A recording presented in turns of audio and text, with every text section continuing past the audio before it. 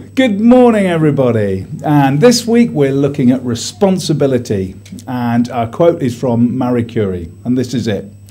Each of us must work for our own improvement and at the same time share a general responsibility for all humanity.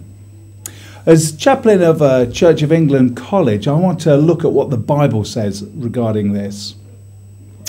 And in the Gospel, in one of John's letters, it says this: if anyone has material possessions and sees a brother or sister in need but has no pity on them, how can the love of God be in that person? Or any kind of love for that matter.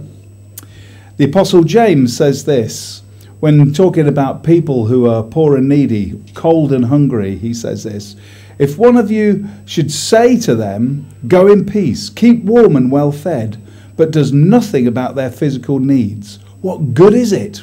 Absolutely. And then we get this. A crowd asked John the Baptist, how should we live?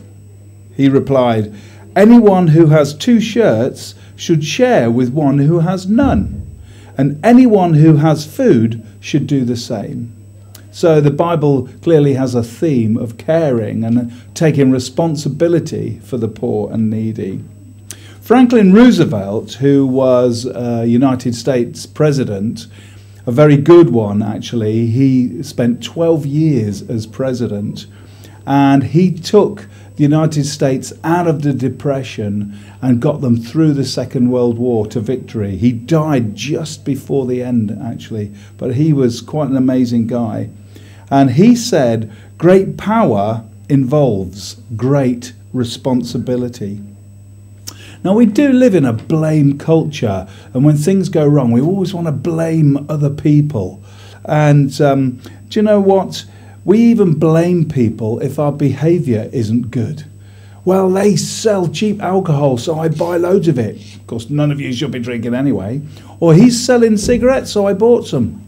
Don't smoke. You know, it's quite obvious. And we may hear about, well, this person was distracting me, or that person was bad, or I was sitting with that one and so I couldn't do my work, or they were shouting abuse at us so we got into a fight. You know, we do have to take responsibility for our behaviour, and actually also for our successes.